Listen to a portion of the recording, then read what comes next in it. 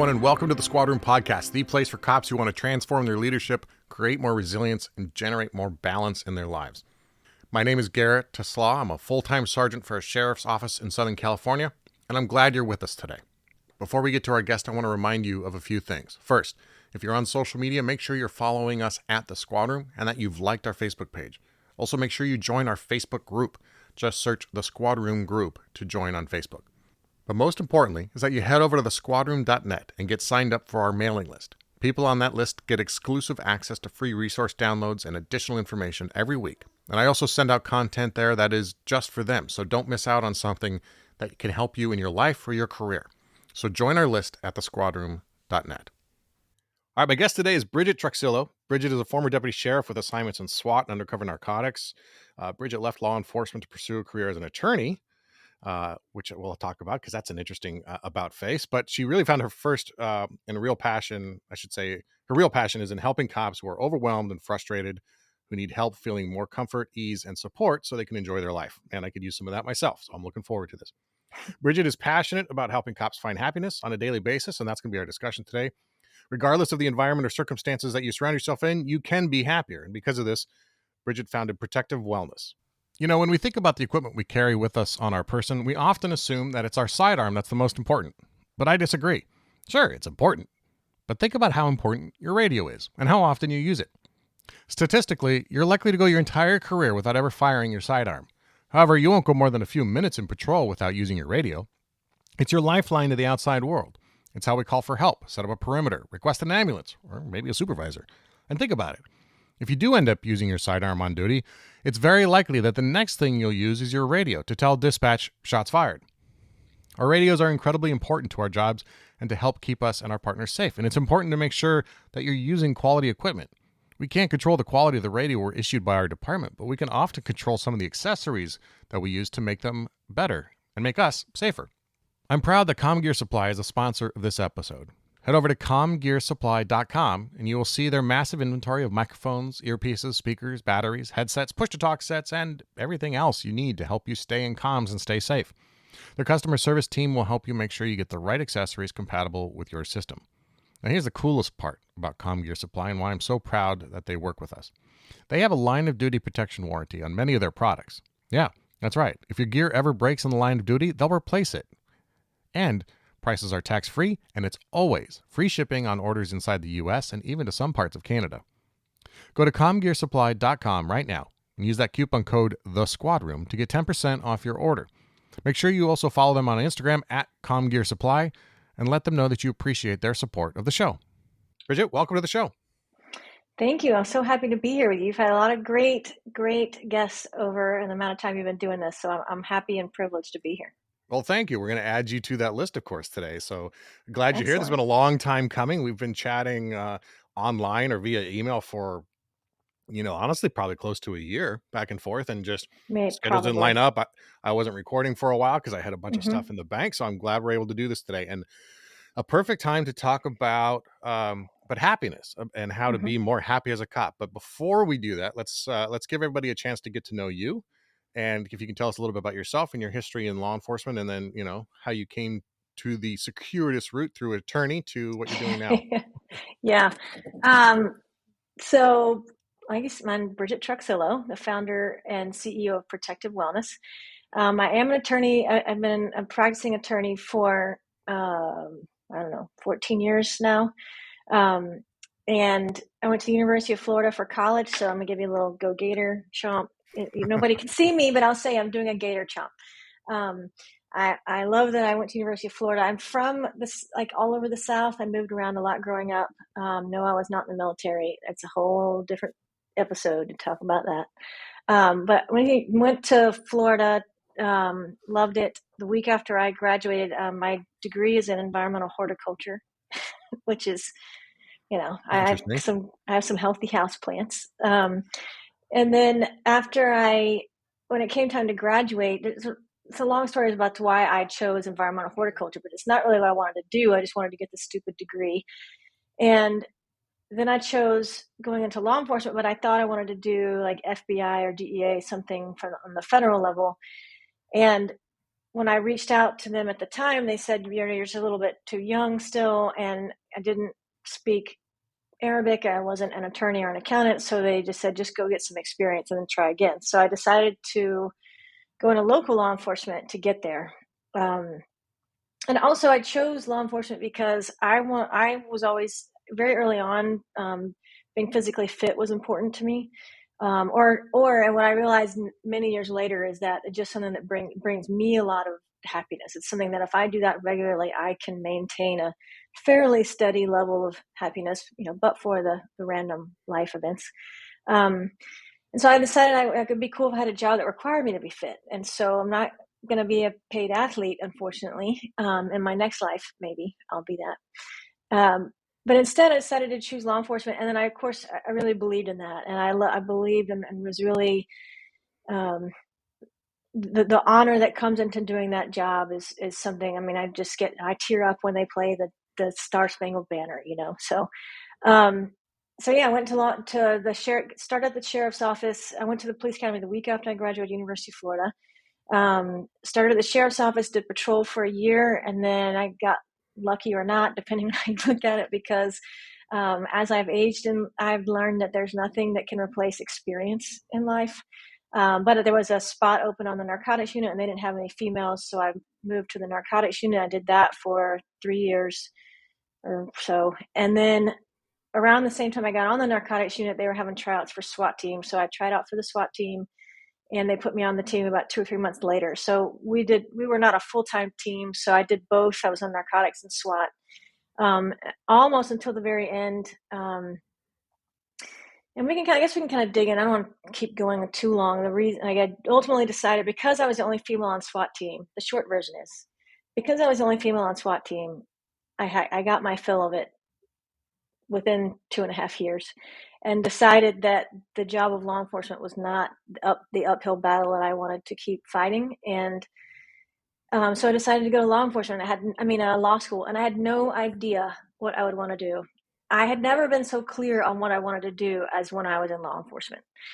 And then when I went to law school, I thought, well, this can't be a bad thing, right? I mean, it's a law degree. And so I did that. And then I kept trying to get out.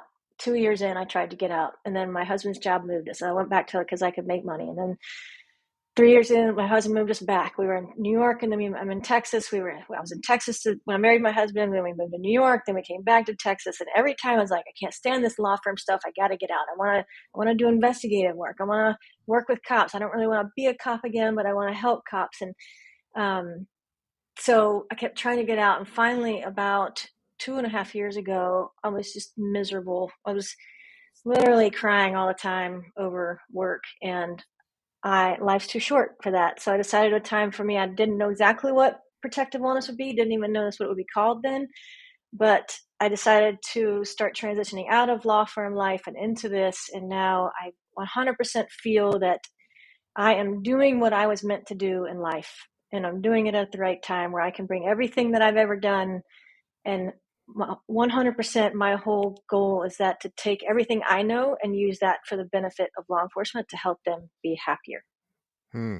Big goal. Big. Yeah. There's a lot going on in law enforcement these days, and a lot Yeah. of contention, and people are, I think, where you were when you decided to leave law enforcement. There's a lot of people having those same conversations in their own households these days, in their own homes.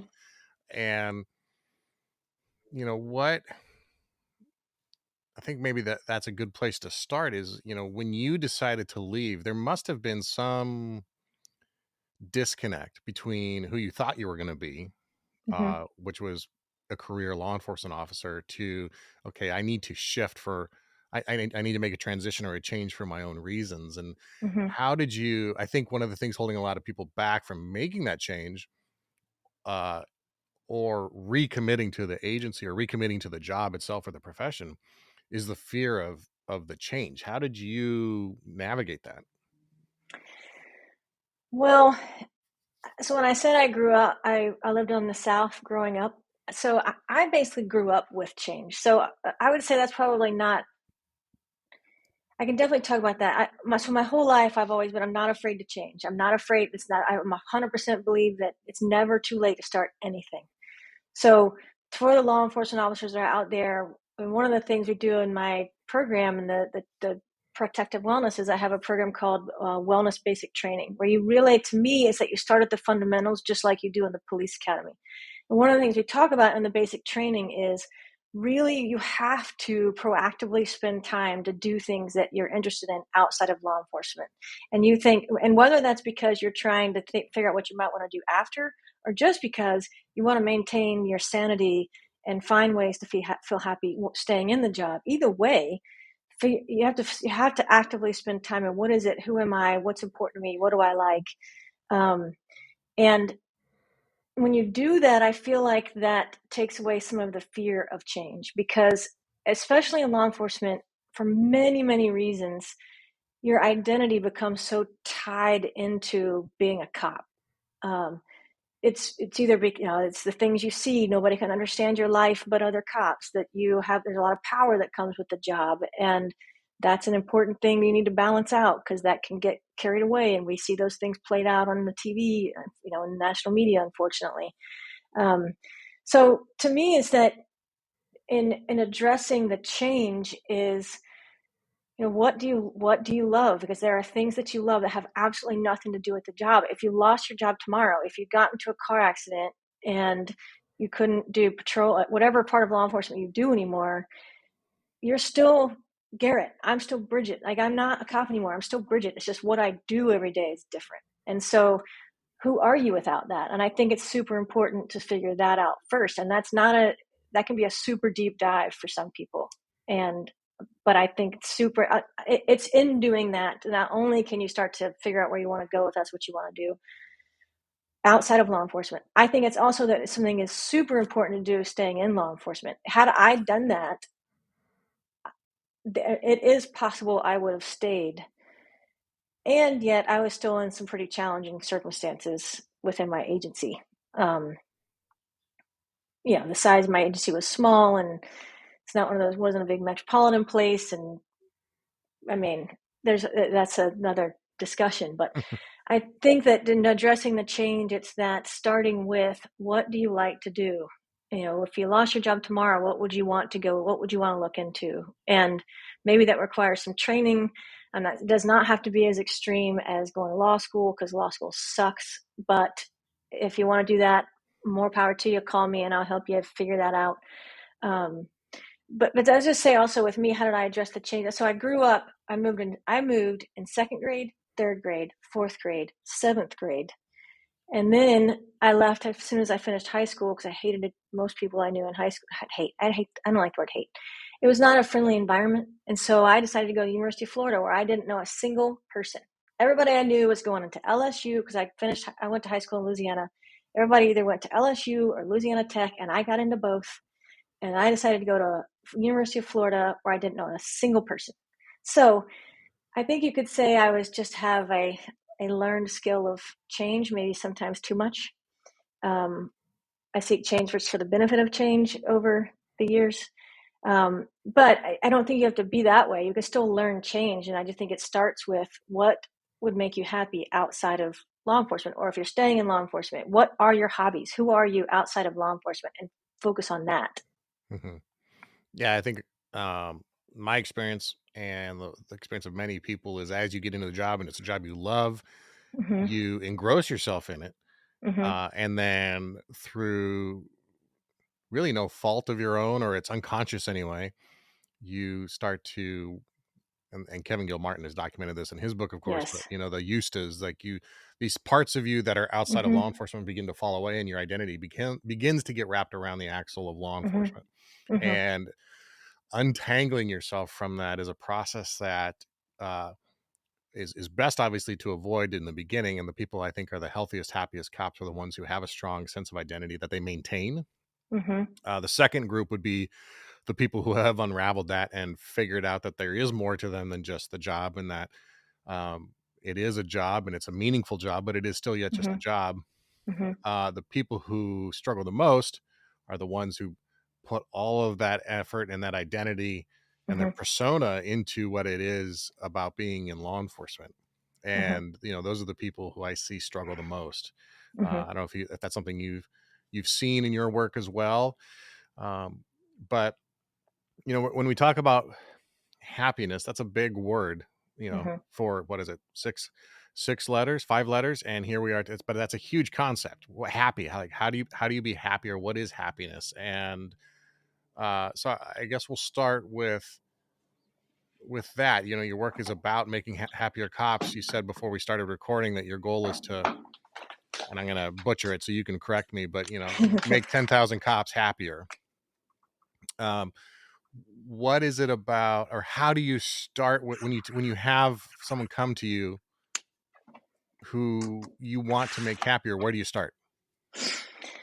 That's a really good question. I just wrote that down as something I could use to really kind of define, because I think it starts with, you say, well, I do wellness training. I think wellness can be this ethereal thing, but I like, what do I mean by, like, I mean something specific about wellness training.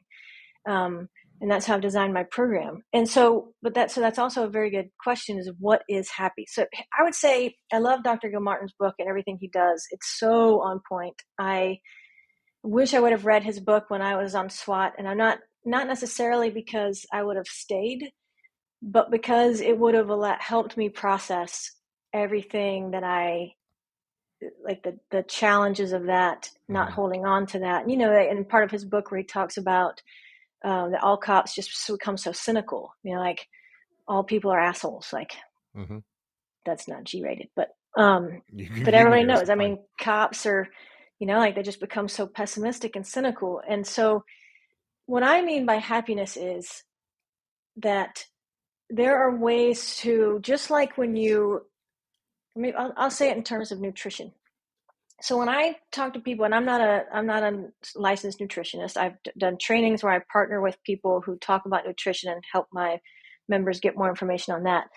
But one of the things I mean about nutrition is you should eat well, like the physical aspect of wellness training: stimulation, nutrition, and rest. So yes, you should move your body, you should feed your body, and you should let your body recuperate from all that and rest. All three are super important. But when I say nutrition, I don't mean that. I don't just mean so your uniform will fit the way you want it to, or that you want to get that smaller pair of jeans. I mean, that's all great. We're all vain in some sense. What I mean is that you're feeding your body in a way so that, let's say, for example, you start chasing somebody and you get that adrenaline dump, and we've all been through that, and you get that super burst of energy, and you're chatty and you're happy and you get to 90 miles an hour. And then you start to come down. And for me, when that happens, like, I start to get cold and I'll kind of sweat at the same time. And then everybody, like, you shake after you get that adrenaline dump, and you crash. So you go super high and you go super low, but eventually you want to get back to the equilibrium. And to me, that's what proper nutrition does. So so when I say you got to eat right, yes, I want you to wear the clothes you want to wear, but I mean so that when you're on the job, that you can get back to that equilibrium state better, that your body's more efficient at bringing you back to a healthy, calm level. So what I mean by happy is, because when you're at that equilibrium level, you do feel like there's nothing really eating. I mean, not nothing, because it's life. There's nothing that's really eating at you. There's nothing, you're not having those peaks and you're not in the valley. And so what I mean by happy is doing the things and doing the activities and finding the ways so that you are in that equilibrium, so that when you do something, when something happens and you get really mad, you're able to catch it and recover and do something for yourself to come out of it. Like, to me, that's almost always like, I'll go for a walk or exercise or something, because I just, to not result to more anger or bitterness or more alcohol, or, the things that bring you further down in those valleys. So happiness to me is finding that, and that's why I say a lot about balance, is finding the balance. And just flat out feeling happy. Like, you do things each day, so that I call them daily victories or micro successes, to where we're not waiting until you get to this thing a year and a half from now, or like, I'll be happy when I lose 50 pounds, or I'll be happy when just if you have an extra 50 pounds, you should work on that. But that's an extreme example. But it's not those big things like, I'll be happy when I'm married, I'll be happy when I graduate law school, I'll be happy when I get this job that pays me X amount of money. No, those are big things. But if you're waiting on that to feel quote unquote happy, then you're going to wait a long time. In the meantime, you're feeling like, I'm not happy, because I'm not there yet. But you could be doing things every day to feel success. When you feel success, that translates into happiness. And so what I mean about happy is doing something every day. Like I say, you take like the SWAT training principles where you in SWAT or military, like you train and train and train all the time, and you do the same thing over and over so that when you need to use that thing or that skill, you do it automatically without thinking about it. And you can do the same things by instituting routines and daily habits in your life where you do the same thing or the same routine or habit over and over and over so that you automatically do those things, like you automatically do the exercise or the meal prep or the make sure you sleep enough or meditate, whatever, and then you get the benefit from that. And those are cumulative. You get cumulative everyday positive effect, and that's where you get those daily successes, those little micro contributions of happiness all the time. So that's a very long way of saying that's what I mean by happy.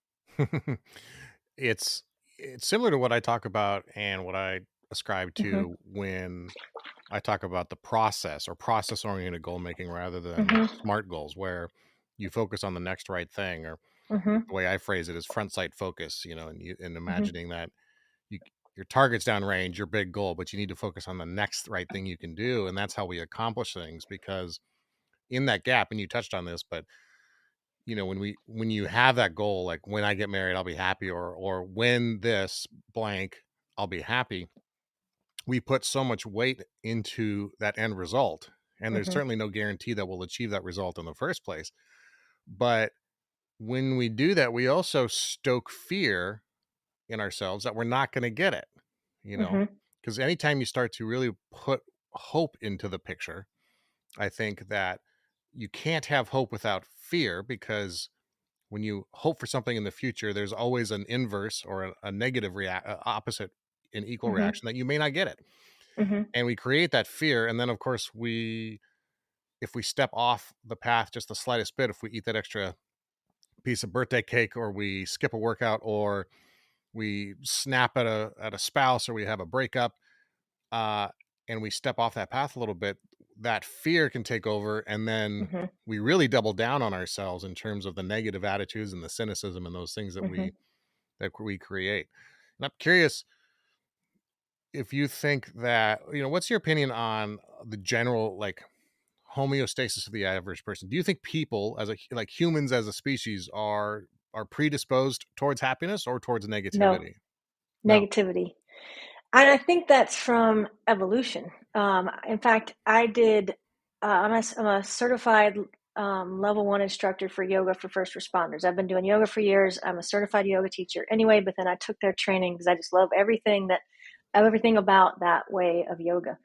Mm-hmm. And what I love about their training is they do a deep dive into the science of, it's not just yoga woo woo, let's go burn some incense and sit in Buddha style. No, it's the science behind legit. What does the job do to you as a cop?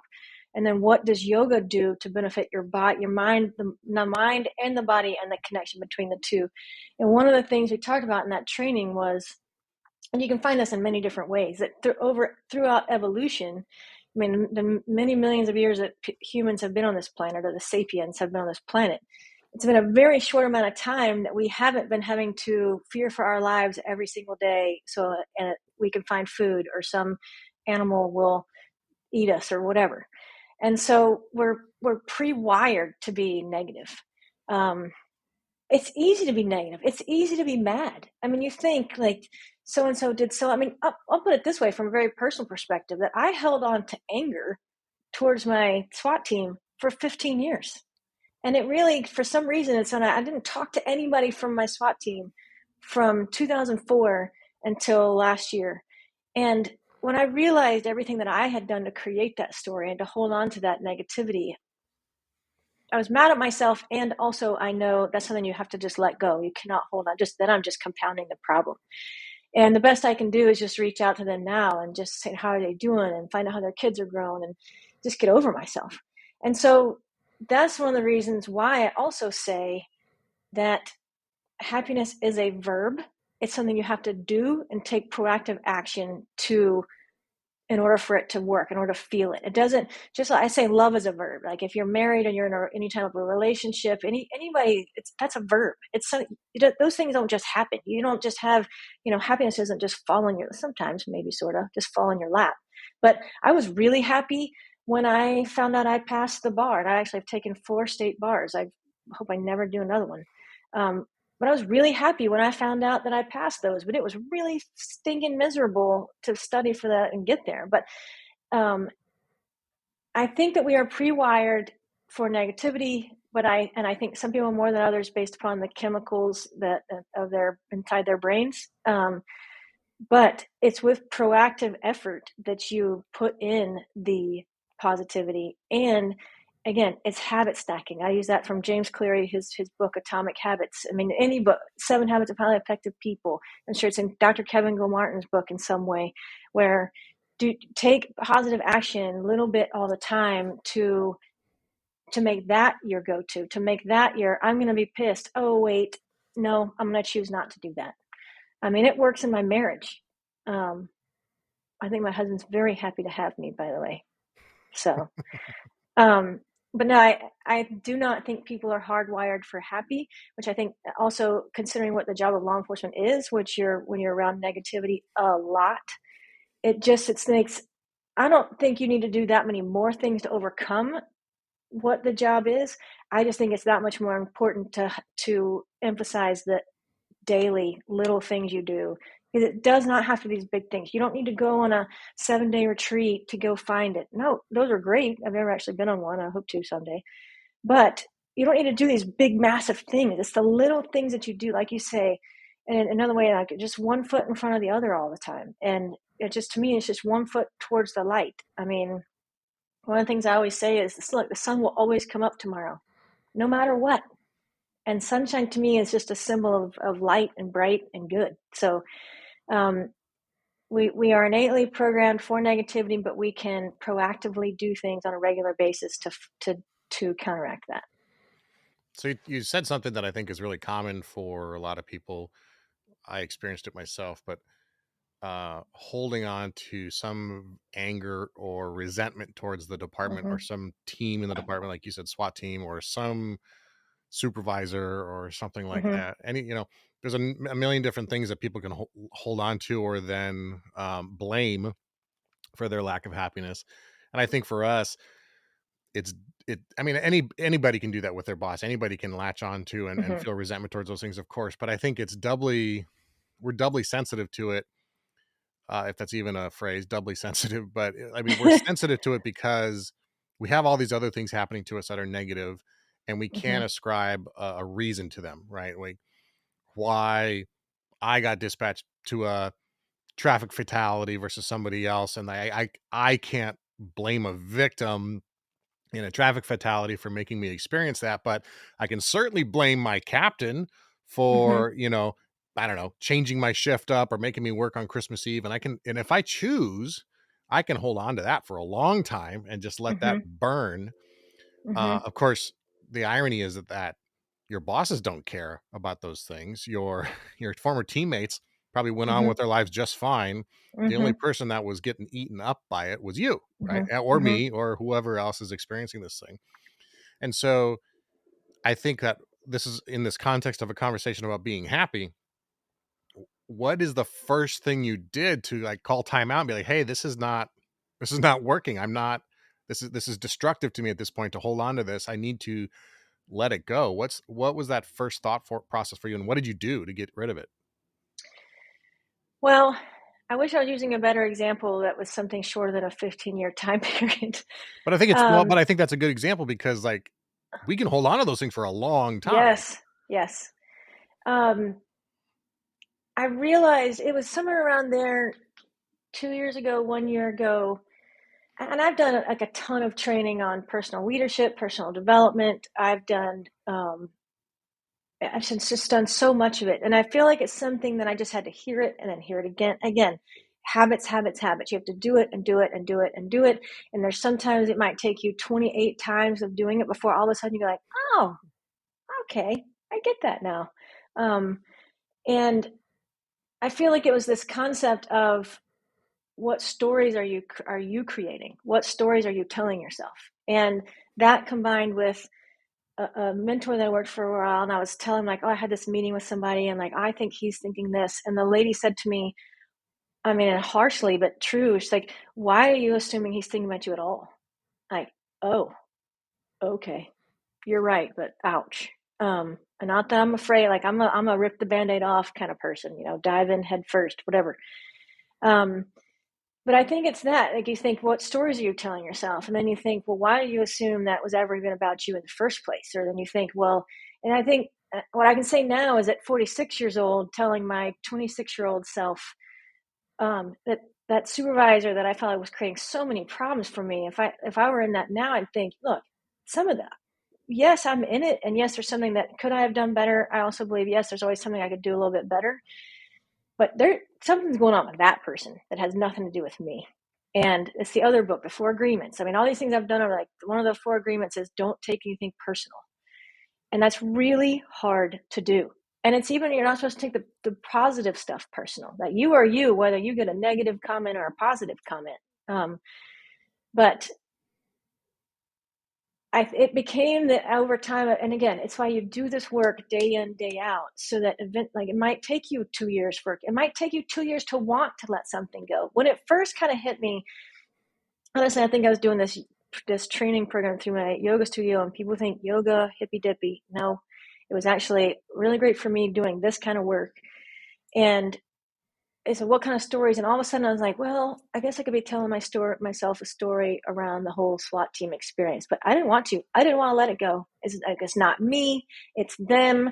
I did everything right. They did everything wrong. It's their fault that didn't work out. It had nothing to do with me. And just I have it and hung on to it. And then finally just it's not really what you're supposed to do. And like, I'm going to hold on to it. And, laying in bed at night, like, maybe I should really let that go. Nope, I'm not letting that go. And then it was about a year ago, I was talking to one of my former SWAT guys, and I realized there's so many ways that maybe I could have helped them 10 years ago do something, 8 years ago do something. And I was like, hey, I'm an attorney. I'm licensed to practice in Florida. And all of a sudden I realized, hey, if ever I can do anything with a legal issue, call me. I'll help you. And I wish I'd done that earlier. So then it's like, once you start to realize it, and once you really start to let it go, and like, do I think even that guy that I talked to could have done more to tell the other guys to calm down about me when I was on the team? Yes, I think they all could have stood up a little bit, but I can't control that. And that's also one of the things that specifically relates to law enforcement is you cannot control what the job is.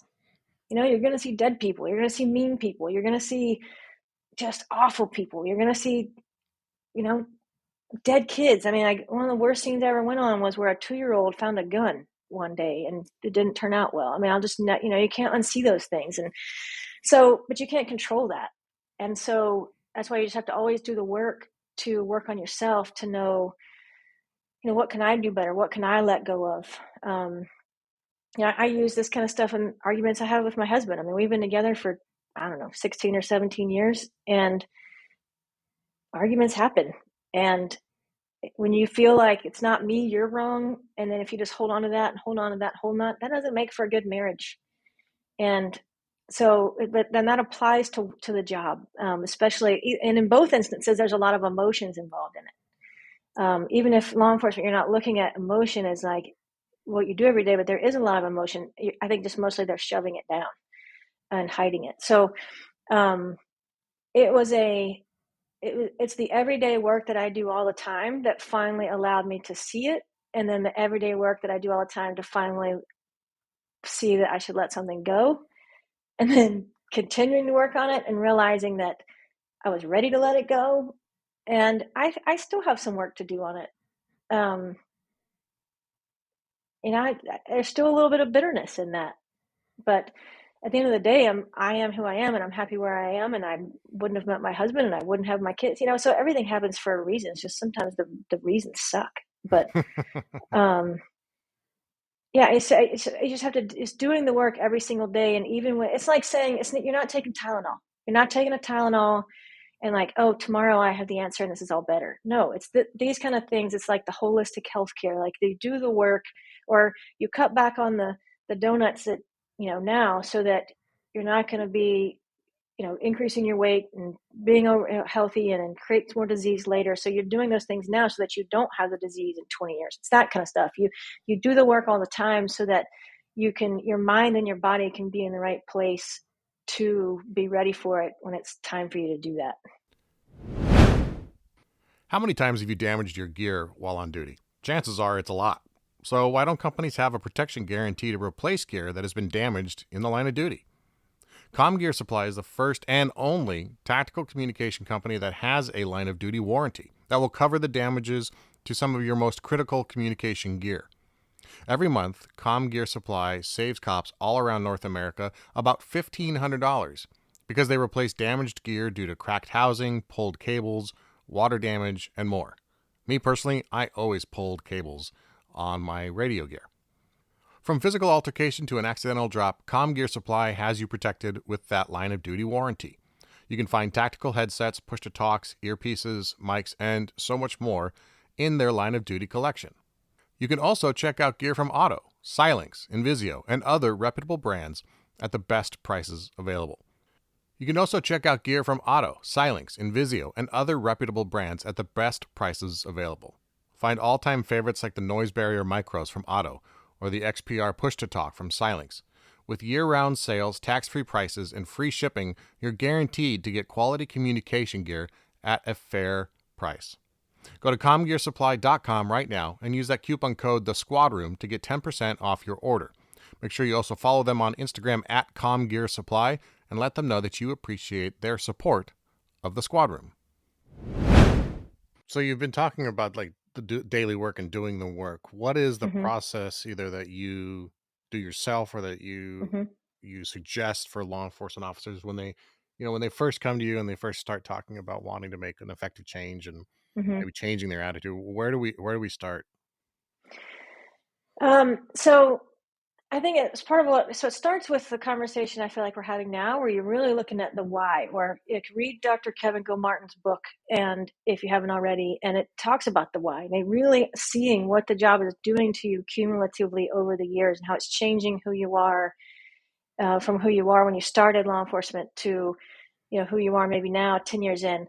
I've had clients who coming in and like, one of them said, or members of my program, that he said, like I went in, he said, I felt like I went into law enforcement, pretty like eyes wide open, like knowing what to expect. And I'm not, so therefore, it's not going to get to me. And then actually I had two members who were in the same training. Both of them said that he's like, this is how I felt. And the other one said, oh my gosh, me too. That it was around year 10 for them that they realized they weren't handling it. And they realized that the anger or the stress was spilling over to their entire lives, not just their work life. And so it starts with, number one, to look at the why and choosing to be happy. Like it is a choice, and it's something that you're going to have to decide to start to take action. And then it's one of the things I do. If you go to my website, I have this like 7 steps to be happy and to be a cop, because if you want to stay a cop, I'm not trying to convince you to leave law enforcement. I want you to stay in law enforcement. We need cops. It's cops are integral to having law and order in our country and having safe communities and everything that we all know. And so it starts with deciding, figuring out the why and making that decision. And then you go into, it's very important that you carve out that time for yourself, and understanding. And really, like I said, it's something where, like I said, it's not like a Tylenol pill. It's something that you have to decide. It's something you're going to do now, even though it may not feel like something you have to do today. Like, I got to go put gas in my car because it's on empty and it won't run if I don't. Like, it's not like that. It's something you have to decide you're going to carve that time out, even though it's not a quick fix. And then I break down the 4 areas of where to spend your time. And some of it people are already doing, like the physical, like I said, stimulation, nutrition, and rest. And then the mental, which is continually to work the muscle inside that skull of yours, your brain. You can keep working on growing yourself in some way. That actually has, I can't quote the science, but there's scientific proof behind continually to expand your mind, your knowledge, helps your body as you age. And then the spiritual, which is, meditation, stillness. I know for a lot of people, meditation seems crazy, but one of the things you could call it is a neurological reset. It's one of the terms I learned from Yoga for First Responders, and actually sitting still And whether you call that meditation or you just call it stillness, your body is actually it's so important to do that because it allows your body and your mind to process stress. You have, and that's one of the things cops, I think, are not good at stillness. They're busy, they're working overtime, they have their families, they're doing all this, they're just go, go, go. It's a lot of type A personality people. And all the more reason why you should sit and just be still for a minute. It's going to be super. That's why I tell people, start with 5 minutes. Just start with 5 minutes. Don't do anything. Don't look at your phone for 5 minutes. Because in that short 5-minute window, your brain is like, okay, I can calm down. I can calm down. And if you think about like the hypervigilant state that you live in as in law enforcement, where you're always on, you have to have the controlled setting off, where you're like intentionally going into it with the mindset of knowing I'm doing this to allow my mind and body to calm down. 5 minutes. Everybody has 5 minutes. And then the last one, the social emotional, is where that you're always doing something that works on you. Like for an example is, and this is not something you have to do every day. Like I did the Enneagram personality test. So I understand my personality type, I understand what triggers me, I understand what my happy phase is, but then I understand that how that motivates the decisions that I make. And then by understanding that, like when I'm working on the inside first, that you can then relate to the rest of the world better too. So like my crappy supervisor way back then, I don't know what his personality type, but I'd be interested to know it because I bet we're very different. Or maybe not. Maybe we're the same. Maybe that was the problem. But then just it's that understanding that everybody has different motivations and that they don't have anything to do with you. That's the social emotional side. But I start with just saying, understand your why, understand and commit to carving out the time. And then I say within an hour a day, you can work on the mental, physical, spiritual sides, which is the exercise, nutrition, sleep. Well, sleep more than an hour. That's not what I mean.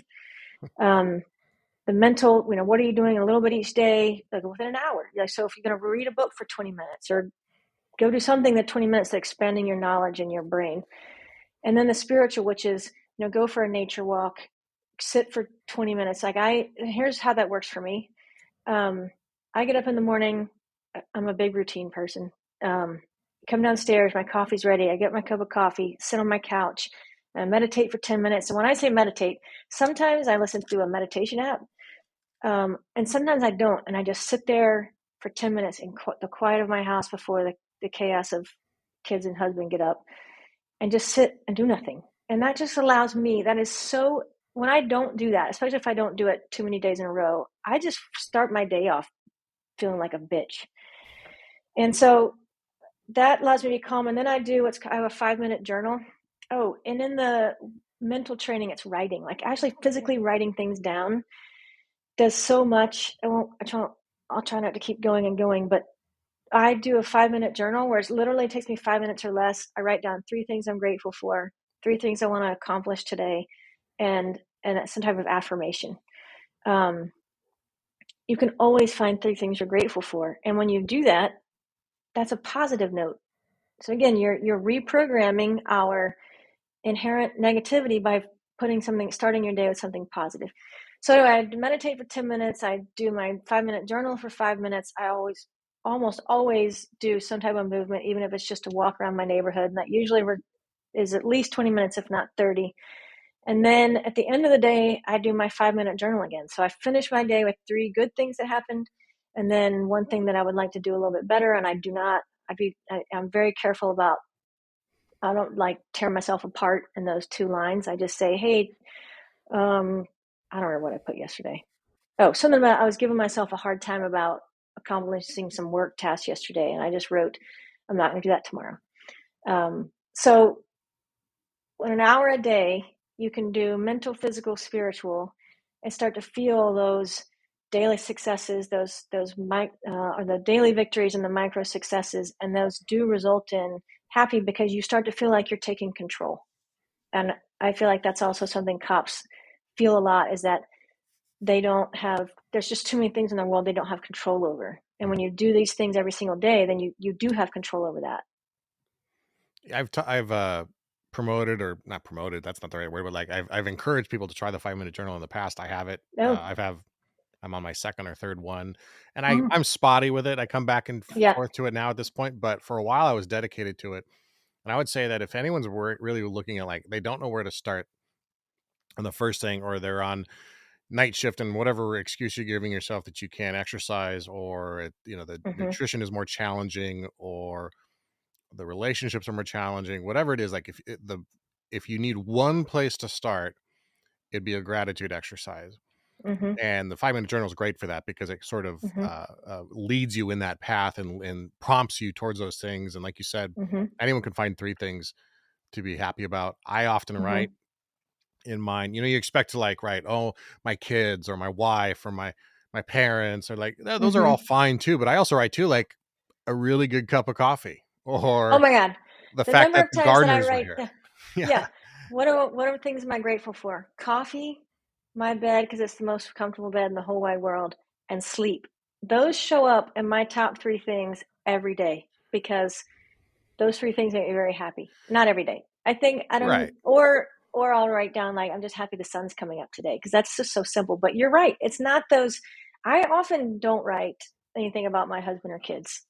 I think I did. In fact, I think this morning one of the things I wrote is that I'm happy I have healthy family. Hmm. Um, but that was kind of specific. But I think those What things the get healthy? cracked open when we can just see little things. When we can Yes. see the little things, like we get 5 minutes to sit by ourselves, and then we can open Mhm. up to, you know, we see the sunrise every day, and we often don't think about it. But when we Mhm. actually create the pause to enjoy it and then be grateful about it, that opens us up a little further and a little further. And you start, I noticed that in that practice, I would start to identify things from a gratitude standpoint without being prompted, you know, Mhm. and that Mhm. when you are able to bring those things into the rest of your life, you begin to see where you could be better. Like, as Mhm. gratitude grows, you begin to distance yourself from the negativity bias that we all hold, and the negativity we have in us. But then you also get to make that decision of, do I want to go back to that, or do I want to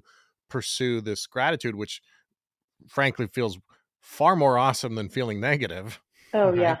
And when Mhm. we start our days with gratitude, and then we're able to incorporate that throughout our day, I think that is the essence of happiness to me. It's not achieving some of our arbitrary goals as much as it is having a gratitude for being here, and be and again, it kind of, for me, it comes back to a lack of hope, in a good sense, that Mhm. we aren't hoping for something beyond ourselves. We aren't hoping for Yeah. something that is outside of our control. We're not hoping for our boss to all of a sudden be nicer to us or better, or to Mhm. get that specialty assignment or the SWAT team assignment. We are hopeless in that sense, because we have the gratitude within ourselves to be happy with what we have, right? Mhm. And Mhm. I know there's a lot of cops out there struggling. There's a lot of cops out there that are hurting. Mhm. But even from that perspective and from that standpoint, there is always something. And maybe it's just that cup of coffee, but start there Yeah. and you can build, right? Mhm. Mhm. What the people who come into your program now and who you work with, what are you seeing as the most common themes or the biggest challenges that they're dealing with, in terms of, in that happiness kind of vein of our discussion? Yeah. I think one is people say it's kind of like they're saying, "Yeah, yeah, yeah, I get it. I'm supposed to be doing something wellness, but what am I supposed to do?" Is that they kind of feel beat over the head on the should, like you should be doing this, you should be taking care of yourself, and whether it's should or just that they just hear it all the time, and all of a sudden they start telling themselves that, like, oh, I should be doing a better job of taking care of my mental health, but then Mhm. they don't know how to do it.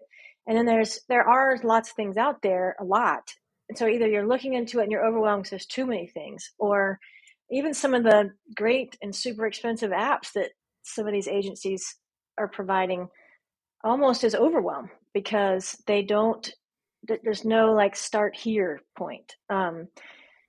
At least that's what I'm hearing from them. I've never Mhm. personally used those super expensive apps, and I'm not talking bad about them. I'm just saying. Um, the So that's a big one, is not knowing where to start, and which is what I've tried to do is create a plan, like start here. And it's like a 7-course program. Like you start here, 1, 2, like we lay out the foundation, and then we say, okay, here's the what, here's the 4 areas we should be looking at. And at the very end, we say, okay, now create your plan, so that when we come out of it, Bridget has a plan, Garrett has a plan, Christy has a plan. And like one of the girls in my program, Christy, she is a very different, well, first of all, she has no kids. So, her schedule's a lot different than mine, but just even the things that like the way that she meditates is very different than how I do it, but it still achieves the same purpose. And so everybody has a different way they do that. And so even though mine is like you get a plan, but at the end of it, you still have something that is specific to you. The other one is that you get and I feel like that works with maybe the younger, more rookie crowd. Then you get the people who've been in for a long time. They're like, I don't even know what to do. I'm just not going to. And so, and yet some of these people are coming to me. And so they get a little bit more leery, and they're like, oh, I've done some of this stuff. And I have sort of I have an advanced training, wellness training side, but really everybody should start with the basics, because you've never really been through a basics of wellness training before. The last one I see, the problem that I hear a lot from people, which is what I've gotten interested in my program is, or any wellness program outside of an agency, is that there's still that issue with, if you do training like this inside of a department or something that's provided by your department, that they're going to use that against you somehow. There are, like you said, a lot of men and women in law enforcement out there that are really, really suffering, or and still afraid to say something, because either they don't know, number one, they don't know where to go, and then number two, they don't want that to be used against them. So you do this job for all these years, and it's eating you alive on the inside, and then you don't know what to do about it, and you're afraid to do something about it. And that is just such a scary combination. I mean, we all have heard about the 2 deputies in Florida from St. Lucie County, where he committed suicide, and then she committed suicide a month later, and they left behind a 1-month-old baby, which just so sad. And so the biggest ones are having somewhere that you trust, that you feel like you're protected to do what you need to do for yourself. And then number 2 is just finding a plan. And I think cops do well with plans, mostly. Of course, everybody's different. I mean, not everybody's the same, but for the most part, you say, I need this, I need to follow a plan, I'm going to do this, and then I'm going to put it into my life.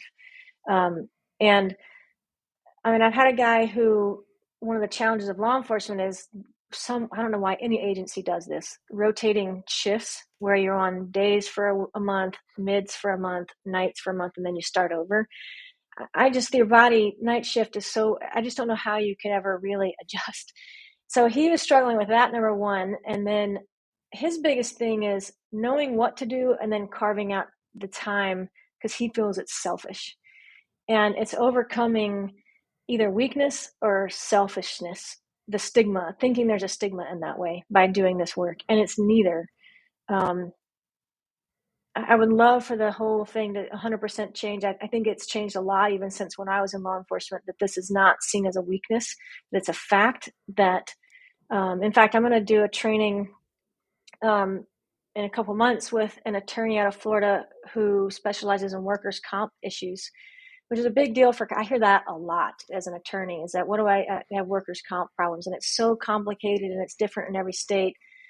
I'm actually working on compiling at some point I will have a nationwide list of attorneys to go to help you with workers' comp for law enforcement or first responders. But he does it in Florida, and he said that by far the biggest issue they see in the workers' comp problem is mental health issues. So you get to the point where you're breaking. You get to the point where you need a lot of help. Like you need, the professionals to help you. And a lot of what this is, I mean, I'm not a therapist. I don't prescribe drugs, and I can't help you with any of that. So some people might just need some of that anyway, and there's nothing wrong with that. But it's that people need to know somewhere to go, somewhere they can trust, so that we can hopefully avoid these super severe breakdowns and mental, physical, from the stress of the job. But knowing where to go, knowing what to do, and having it not be used against you are the 3 biggest things I see. Bridget, we wrap up. Where can people find out more about you, learn about your program, follow you on socials or anything like that? Where can people learn more? Yes. My website, myprotectivewellness.com. I have the free download, 7 Steps to Be Happy and Be a Cop, where it breaks down.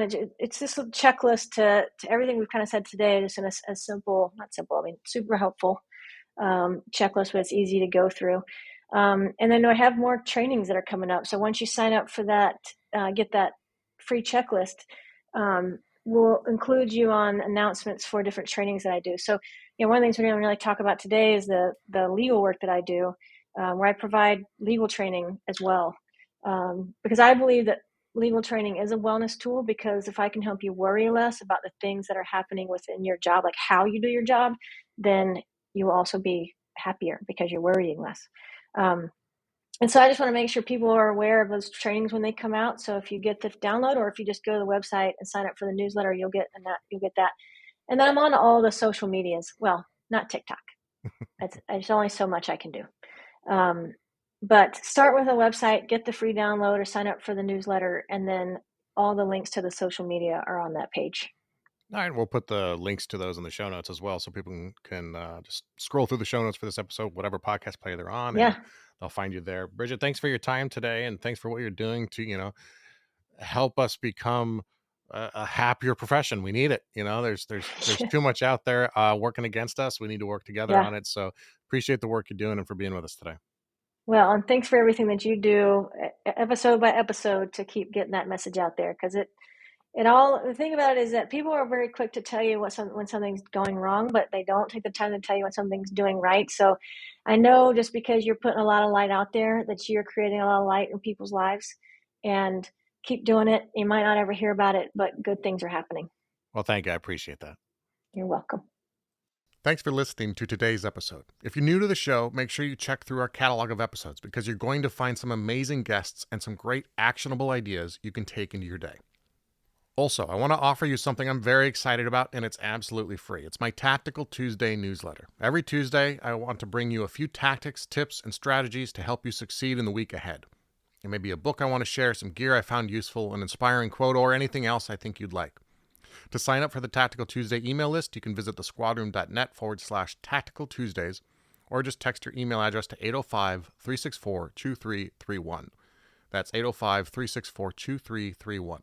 If you didn't catch that, check the show notes for this episode, and you can find it there. And I promise we won't sell or spam your email address.